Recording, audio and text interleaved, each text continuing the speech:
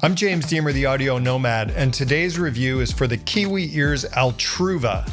But before we get into it, I want to remind everybody that we're continuing to do our giveaway for my review videos. The way you enter is you like, subscribe, and comment, and you look for your name pinned to the top of next week's video to see if you've won and what you've won. So far, we've given away some pretty cool in-ear monitors and I think some other things. So best of luck to you, and let's get into the Kiwi Ears Altruva.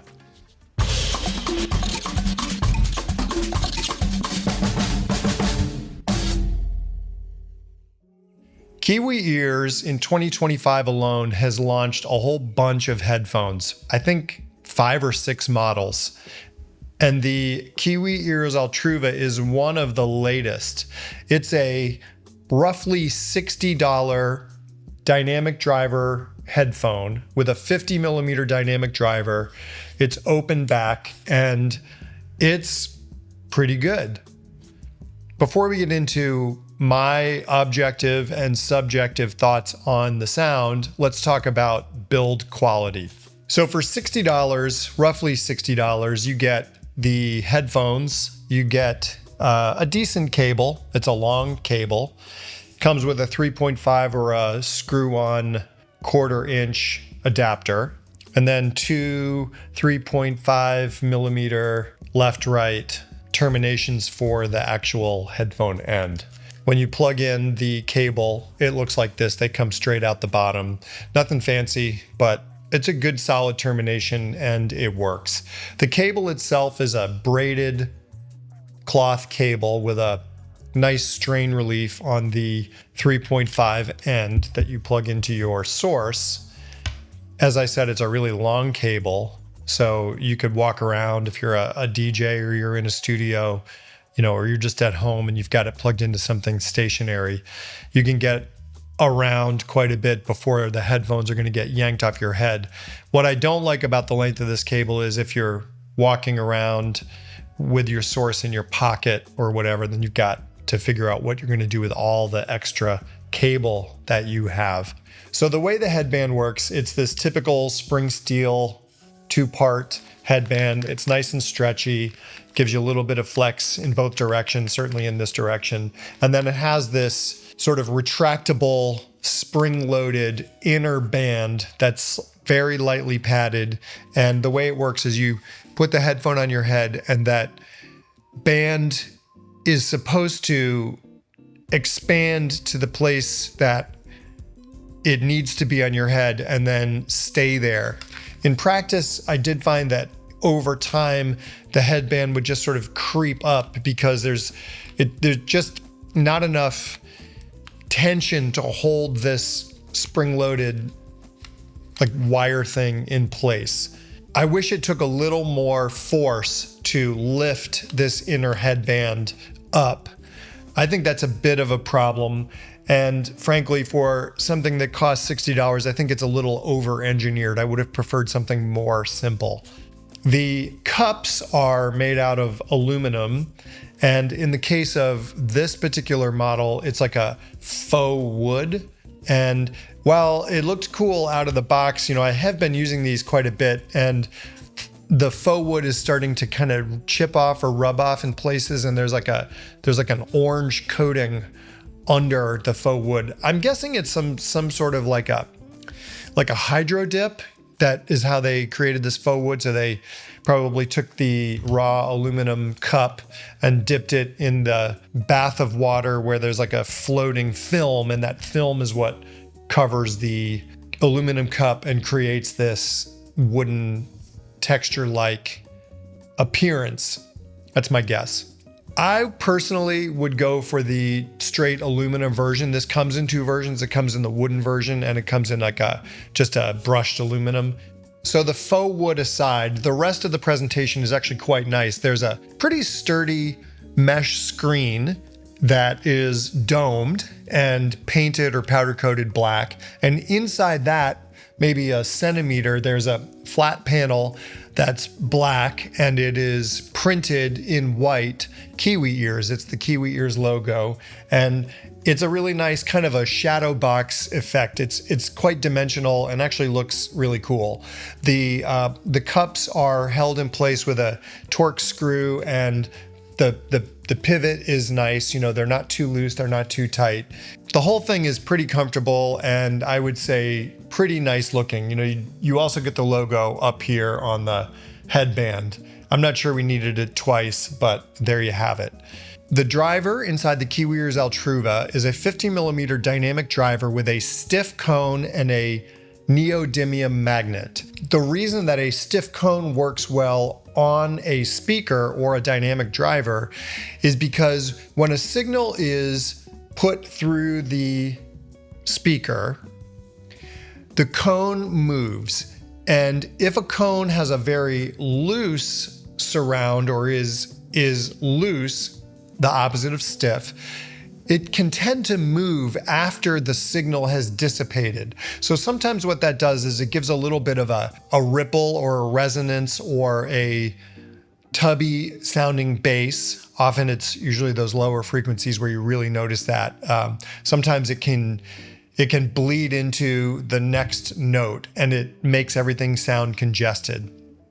Because this has a stiff surround, it stops very quickly and allows the next note or the transient to work more effectively. The reason that they chose a neodymium magnet for this particular dynamic driver has nothing to do with the way it sounds. Rather, it has to do with its weight, because neodymium magnets are extremely efficient and you get the same magnetic force out of a magnet that weighs much, much less than a ferrite magnet, which is a less expensive but much heavier magnet. Just a fun aside, back in the day, speaker magnets were often called Elnico magnets, and they were aluminum, nickel, and cobalt, and they were very expensive to manufacture because the price of cobalt just went through the roof years ago.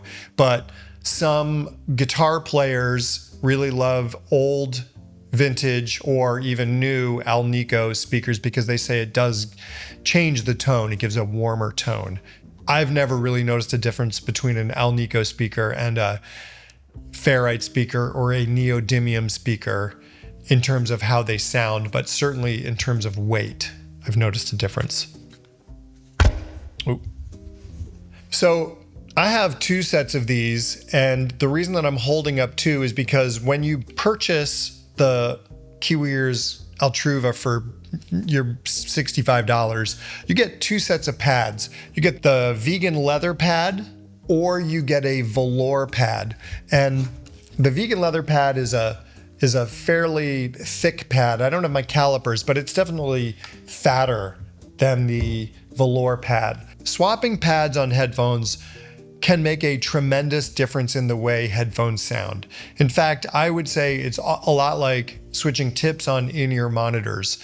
It can really change the characteristics and the frequency response of how a headphone sounds.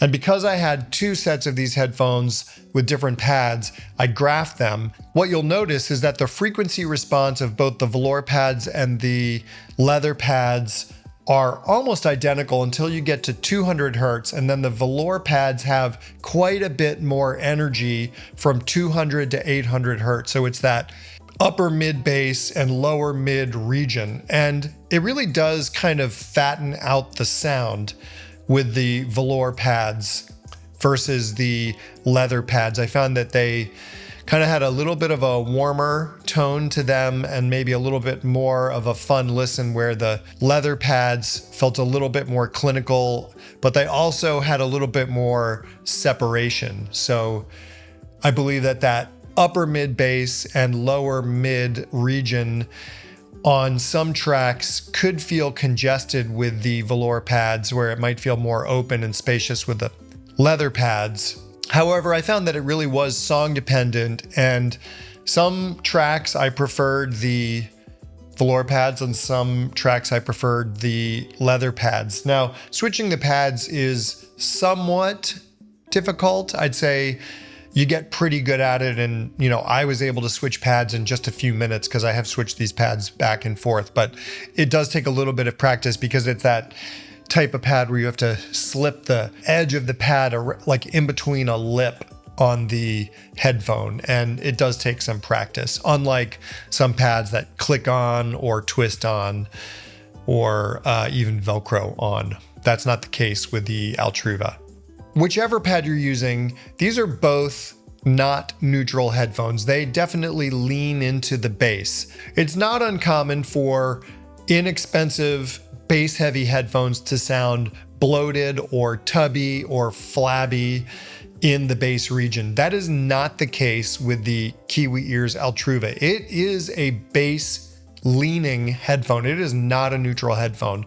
But this magical 50mm dynamic driver with the neodymium magnet that they've chosen for this headphone handles bass in such a commanding and affirmative way that it is impactful and powerful, but it also has excellent decay and a really nice punch. In the sub bass region, and I listened to some tracks that have a lot of sub bass, it has deep rumble and really, really nice authority in that sub bass region as well. While I wouldn't call this headphone particularly spacious and airy and detailed, it's pretty darn good for a $60 headphone. If you're a budget consumer and you want a good pair of headphones that you can use to watch movies, I bet you could play games with these because they do have a decent amount of high frequency resolution. Good soundstage, they're lightweight, they're comfortable, they're great for music. It's a pretty good bargain for a sub $100 headphone. They'll probably last you for years, and I think you'll be pretty happy with the sound, especially considering you spent less than $100 on this really nice set. And you get the two pads, so it's kind of like getting two sound signatures in one. I'm James Demer, the audio nomad. If you've had a chance to try the Kiwi Ears Altruva, or you have a suggestion for a sub $100 headphone, put them in the comments below. Thanks for watching. This video is brought to you by Linsoul.com. Linsoul sells IEMs, headphones, amplifiers, digital to analog converters, cables, really just about anything you could want for personal hi-fi or even home hi-fi. Their prices are great, the quality is exceptional, and their customer service is really second to none. Check them out in the link below.